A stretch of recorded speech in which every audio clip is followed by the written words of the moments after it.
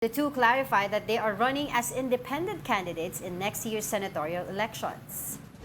The two were announced as part of the Marcos administration senatorial slate. But in a statement, Lacson said that he is an independent candidate running under a coalition of 5 political parties. However, the former senator said he is not withdrawing from the senatorial slate of the coalition Alianza para sa Bagong Pilipinas.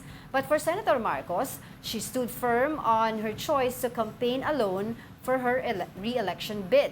The presidential sister said this decision is to protect her brother while keeping her so-called true friends. Recall that Senator Marcos, who is an ally of Vice President Sara Duterte, was not present in the announcement of the president's senatorial slate last week. Minabuti kong manindigan ng mag-isa upang wag nang malagay sa alanganin ang aking ading. Para wag nang mag-alinlangan ang aking mga tunay at minamahal na kaibigan.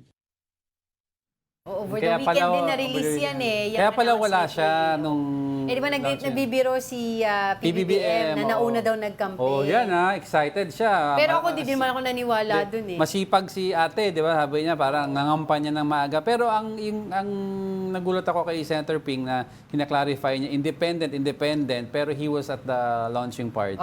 While pero party daw siya ng major coalition. Yun ang yung sinasabi niya. Pero kasi like Senator Amy who decided to have her... candidate kasi siya ng NPC. pero si Senator Amy, kasi true to her word, she wants to be an independent, hindi siya pumunta. So parang, kasi alam naman natin. sabi ng iba messaging dapat ni Senator Ping, he can run under the coalition, pero kung independent ka talaga, sana hindi ka pumunta doon.